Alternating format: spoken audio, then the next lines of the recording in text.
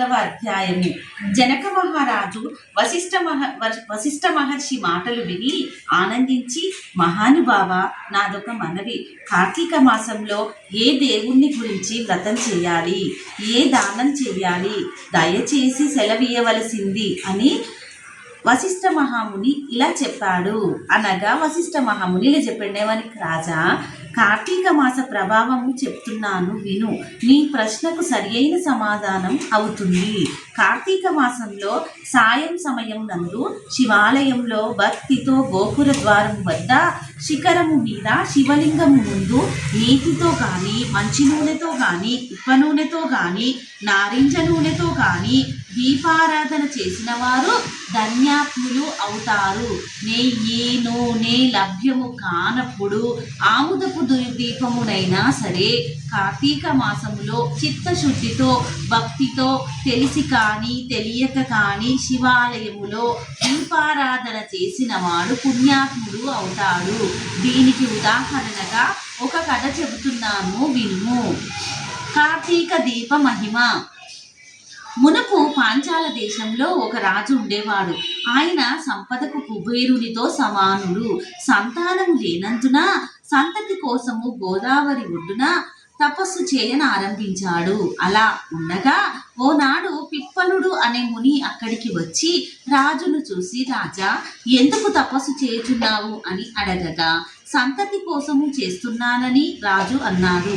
ఆ మాట విని పిప్పలుడు, రాజా, నా మాట విను. నీవు దాన ధర్మములలో విప్రులను సంతోషపెట్టు, లేదా భక్తి శ్రద్ధలతో శివారాధనము చేయి, నీకు పుత్ర సంతతి కలుగుతుంది అని చెప్పగా రాజు పిప్పలునకు నమస్కరించి ఇంటికి పోయి యథావిధిగా కార్తీక స్నానము చేసి శివప్రీతిగా దీపారాధన చేశాడు. అచిరకాలములోనే రాణి గర్భవతి అయి బాలాసూర్యుని లాగా ప్రకాశించే కొడుకుని కన్నది. రాజు పరమ ఆనందభరితుడై శివుణ్ణి అనేక విధాల స్తుతించి బ్రాహ్మణులకు తృప్తిగా కొత్త వస్త్రాలు, ధనధాన్యాలు, అలంకారాలు ఇచ్చి వారి ఆశీర్వాదాలు పొంది కొడుకుకి క్షత్రజిత్తు అనే పేరు పెట్టాడు. ఆ పిల్లవాడు పెరిగి పెద్దవాడై క్రమంగా యువకుడు అయ్యాడు. అందగాడు, ఐశ్వర్యవంతుడు, యువకుడు అయిన ఆ క్షత్రజిత్తు వేశ్యలతో కూడి తిరుగుతూ పెద్దల మాటలను వినక బ్రాహ్మణులను తులనాడుతూ వద్దన్న వారిని గద్దిస్తూ ఖడ్గపాణి అయి ఎదిరించిన వారలను హింసిస్తూ దుష్టగ్రన్యుడైపోయాడు. అలా ఉండగా ఒకనాడు క్షత్రజిత్తుకి సుందరాంగి అయిన ఒక బ్రాహ్మణ కాంత కనిపించింది. దానిని చూడగానే వాని మనస్సు చెదిరింది. అందగాడైన రాజకుమారుని చూడగానే ఆ బ్రాహ్మణి కూడా చెలించింది. ఇద్దరూ రహస్య స్థలాలలో కలుసుకొని పోతూ ఉంటున్నారు. ఈ విషయము దాని భర్త గ్రహించి దానిని రాజు కొడుకుని చంపి వేయాలని నిశ్చయించుకున్నాడు. కత్తి పట్టుకొని సమయం చూస్తూ ఉన్నాడు. ఒకనాడు ఆ ఇద్దరు ఒక పాడు దేవాలయంలో కలుసుకున్నారు. ఆ దేవాలయంలో కట్టిక చీకటిగా ఉంది. విప్రకాంత తన చీర చెంగు చింపి వత్తి చేసి ప్రమిదలో పెట్టింది. రాజకుమారుడు ఎక్కడికో పోయి ఇంత ఆముదము తెచ్చి దానిలో పోసి దీపము వెలిగించాడు. మెట్ల ఎదుట శివలింగము ఉంది. ఆ ఇద్దరు అక్కడ పడుకున్నారు. వీరిపైనే కళ్ళు పెట్టుకొని ఉన్న బ్రాహ్మణుడు వెతుకుతూ అక్కడికి వచ్చి కత్తితో రాజు కొడుకును తన ఇల్లాలిని పొడిచాడు.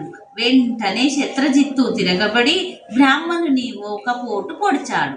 కత్తిపోట్లతో ముగ్గురు శివలింగం ముందు పడి చచ్చిపోయారు. ఆనాడు కార్తీక పౌర్ణమి, సోమవారము, పర్వదినము. అంతలో యమభట్లు వచ్చారు. అదే సమయంలో కొందరు శివదూతలు వచ్చారు. శివదూతలు శత్రుజిత్తుని బ్రాహ్మణుని ఇల్లాలిని సింహానం మీద ఉంచి కైలాసానికి తీసుకొని పోబోతున్నారు. యమభటులు బ్రాహ్మణుని ఇచ్చుకొని పోతున్నారు. ఆ బ్రాహ్మణుడు శివదూతలను చూసి, ఏమయ్యా, మహాపాపిష్టురాలు నా భార్య, ఆ రాజు కొడుకు మహాక్రూరుడు, జారుణ్ణు, వాళ్ళని శివలోకానికి తీసుకుపోతున్నారు. నేనెంతో మంచి నియమ నిష్టలతో ఆచారాలతో మంచిగా బ్రతికిన గృహస్థుణ్ణి, నన్ను మీరు యమలోకానికి కాలు కట్టి ఈడ్చుకొని పోతున్నారు. ఏమిటి అన్యాయము అని మొరపెట్టుకున్నాడు. ఆ మాటకి శివదూతలు నవ్వి, అయ్యా, నువ్వు సదాచారము నియమము నిష్టమున్న మంచివాడవు, నేను కాదనలేను. కానీ నువ్వు శివప్రీతిగా కార్తీక దీపారాధన చేయలేదు. ఈ రోజు రాజు కొడుకు ఈ పర్వదినము నాడు ఆముదము తెచ్చి నీ ఇల్లాలు చేసే దీపారాధనకి తోడ్పడ్డాడు. ఈమె దుర్మార్గురాలే, అవునుగాక. ఈ రాజపుత్రుడు దుష్టుడే, అవును కాక. కానీ ఈ పర్వదినము నాడు వాళ్ళ సుఖం కోసమే అయినా ఈశ్వరుని ఆలయంలో శివలింగము ముందు దీపారాధన చేసినందువల్ల వాళ్ళ పాపాలన్నీ పటాపంచలైపోయాయి. తెలిసి కానీ తెలియక కానీ మోహం చేత కానీ కామం చేత కానీ కార్తీక పూర్ణిమ నాడు శివాలయములో దీపారాధన చేసిన వారు పుణ్యాత్ములు అవుతారు. అలా చెయ్యని వారు ఎంత సదాచారులైనా ముక్తులు కారు. నీ భార్య కట్టుకున్న చీర చెంగు చింపి వత్తి చేసి దీపం వెలిగించింది, అదే చాలు అని చెప్పగా శత్రుజిత్తు ఆ మాటలు విని, అయ్యో, దుర్మార్గులమైన మాకే మోక్షము, సన్మార్గుడైన ఈ బ్రాహ్మణుకి నరకమునా, ఎంత ఘోరము. ఈనాడు నేను చేసిన ఈ దీపారాధన వల్ల వచ్చిన ఫలితములో కొంత ఈ బ్రాహ్మణునకు ఇస్తున్నాను. మా ముగ్గురకు కైలాస ప్రాప్తి కలగమును గాక అని ఆ బ్రాహ్మణునకు తన పుణ్యంలో కొంత మానసికంగా దానం చేశాడు. దానితో ముగ్గురు కైలాసానికి వెళ్ళిపోయారు అని వశిష్ఠ మహాముని చెప్పి, జనక మహారాజా, కార్తీక మాసంలో శివాలయంలో కానీ విష్ణువాలయంలో కానీ ప్రతిరోజు భక్తి శ్రద్ధలతో దీపారాధన చేసిన వారు మోక్షము పొందుతారు. వారికి మరుజన్మ ఉండదు. కనుక నీవు కూడా కార్తీక మాసంలో శివప్రీతిగా శివాలయంలో దీపతోరణము కట్టి ధన్యాత్ముడవు కావలసినవిగా శాసిస్తున్నట్లు సెలవిచ్చాడు.